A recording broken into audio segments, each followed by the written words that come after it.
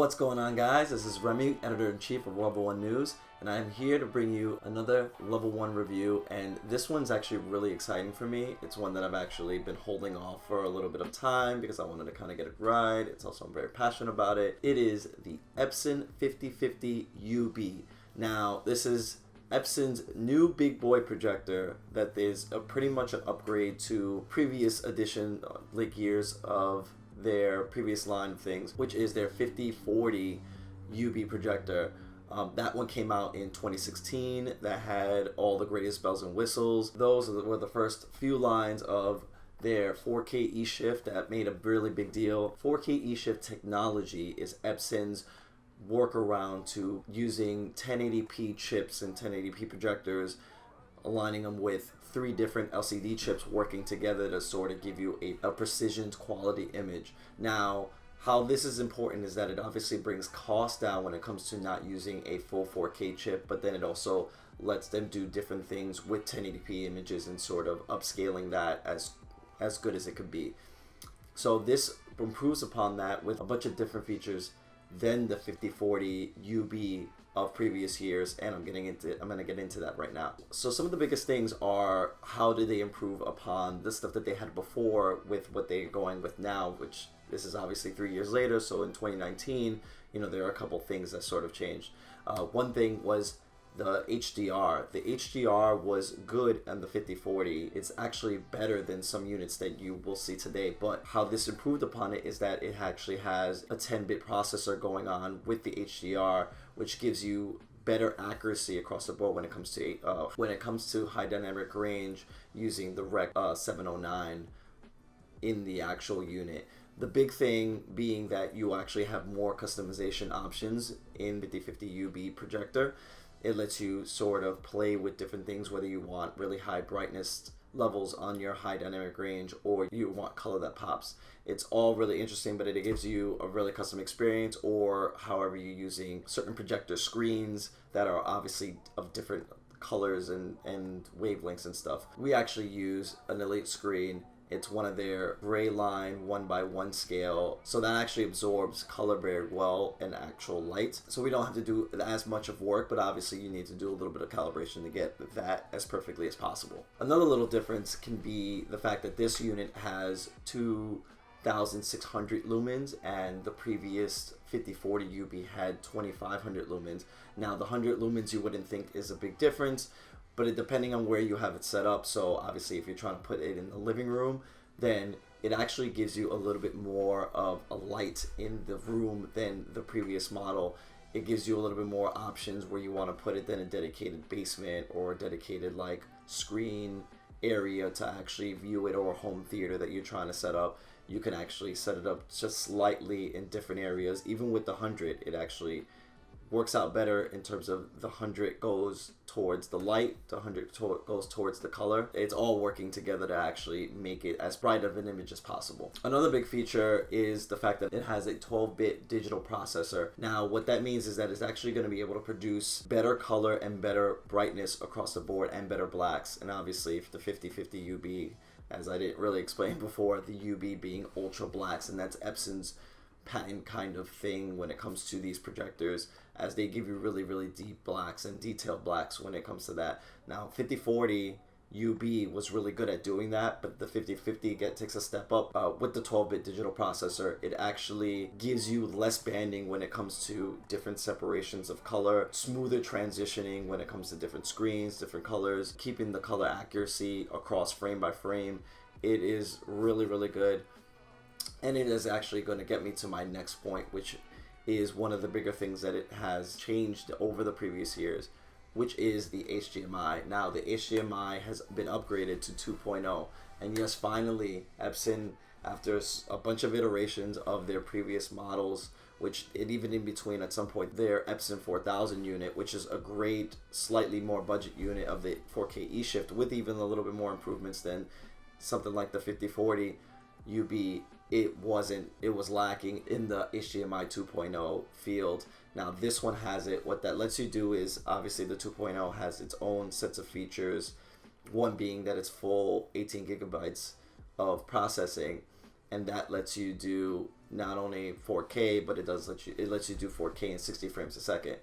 4K and 60 frames a second is what's best known for gaming and stuff. So this actually brings it to a level of where you actually can do gaming with this the right way versus the 5040ub model. Now, interestingly enough, we actually got 4K 60 frames a second with the 5040ub, and that was with a separate unit called an HD Fury linker. So we used that with a profile online that we were able to kind of set up. And for anyone interested, if we get enough likes in the video or enough comments actually wanting that, then I'll go back and I'll create a little video showing you how to use some of the 4K eShift Epson projectors and being able to get you 4K 60 frames a second if you do not have the 5050ub, or obviously if you can't afford it. But let me know and I'll get to that. So we were able to do that in the past, but what that ended up doing was I needed to trick the unit into thinking it was coming in at a lower bit rate than the 10 to 12 bits that something like the Xbox One X wasn't going to be able to handle. So I tricked the unit into thinking it was one thing, when then it actually had to bring in the signal in 8 bits. So it actually was able to render in 4K and 60 frames a second for gaming because it can't do 10-bit. So the difference is now that the 5050 can do it just out of the box, and that's a huge step, being able to do Xbox One gaming, PS4 Pro, and PC 4K 60 frames a second. And gaming with this unit is really great. We tried a bunch of different games. It's always Gears of War, it's always Forza Horizon. We tried even a few fighting games. Definitely do some Brawlhalla. The milliseconds is about like 23 to 26 milliseconds when it comes to trying to game, or level of lag time, and that's not a big deal at all.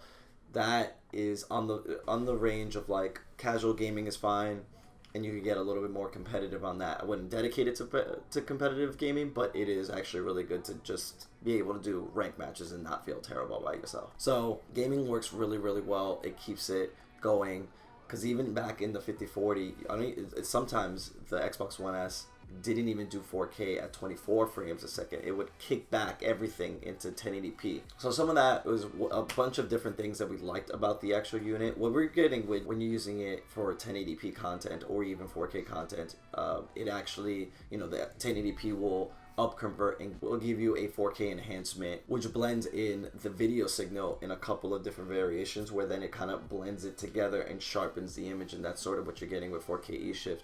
Now, when you're looking at 4K native content, Blu-ray 4Ks or otherwise with gaming, you're getting a really crisp image. It's really would be hard to tell that what's a native 4K signal and what's not. Obviously, there will be slight differences, but they've made it as close as possible.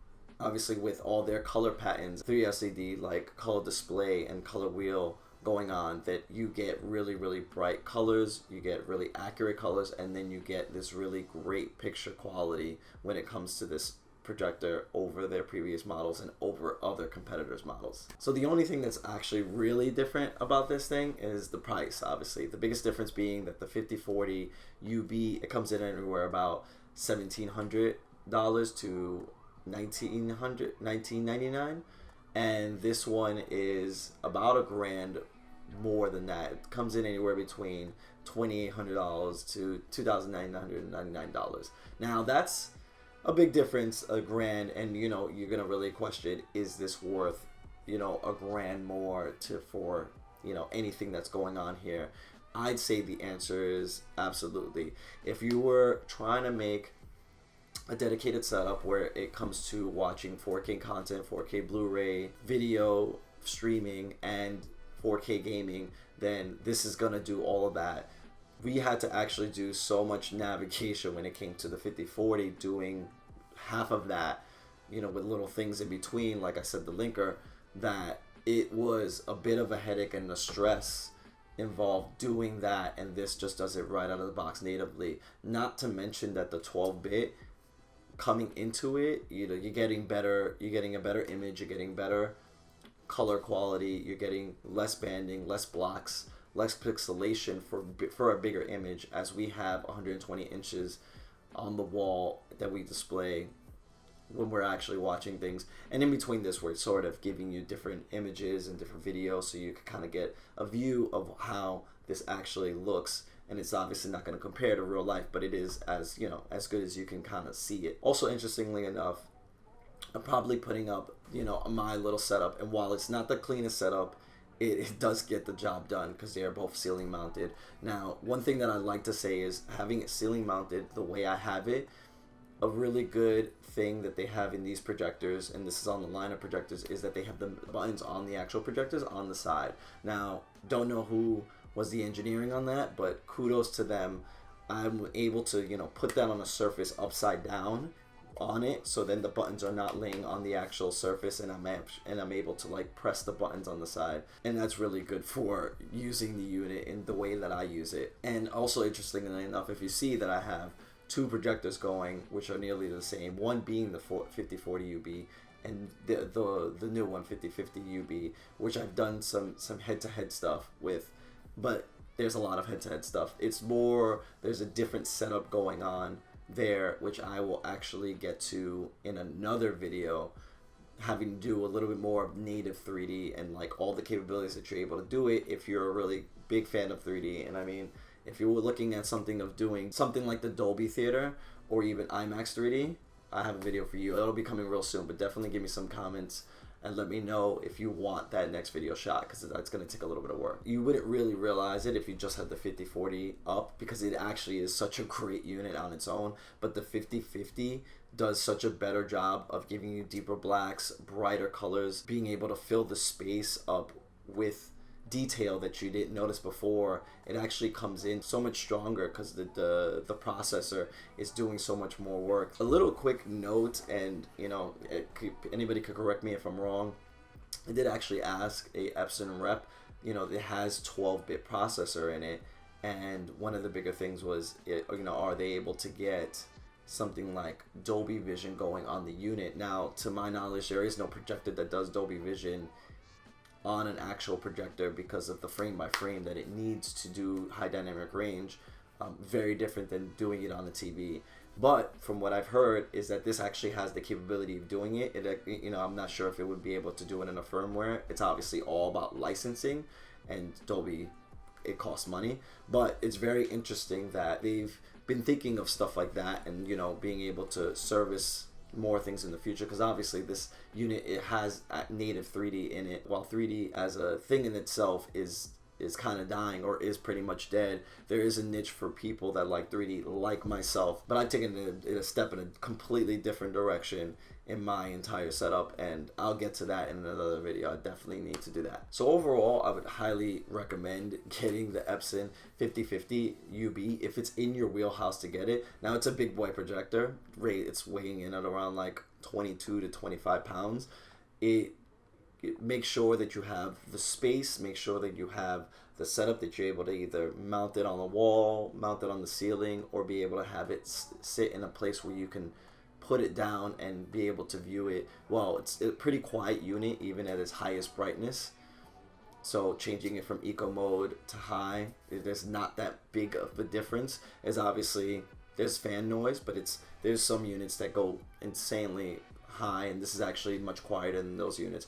I would just be conscious of the fact that the size and what your distance is when you're watching it. As we have it mounted 15 feet away, and it gives us a really good image at 120 inches, so not bad. The thing I'd say to anybody that really is looking for their next big purchase or big projector, this is definitely something to look forward to. It's almost even kind of future proof. While, you know, we want to see more projectors do native 4K chips and 4K projectors, this is definitely the best step that you can get. And honestly, there are 4K projectors out there, and this is either comes really close or it beats them out completely. So Epson does a really good job of giving people what they want at really affordable prices. Obviously, this one being a little bit more of a steeper price than some of their previous units, but you're getting more of the features that was needed to be able to have a well-rounded projector, being 4K 60 frames a second, better brightness, better color, better pretty much everything. Alright guys, I hope you enjoyed this review. Really overall view of the 5050ub. I personally love this projector, love how I have it as my setup. There are actually more videos that I have coming up with the 5050ub It's a little long list of things that I want to kind of take care of, since there was so much that was involved with me trying to like have it set up and do different things, and then obviously the differences between the 5040, the 4000, and now what this 5050 can do. So look out for that. Check us out in the next videos. We bring you content all the time, more product reviews, more tech stuff, more gaming, more entertainment, more of everything. This is Remy with Level 1 News. Talk to you guys later.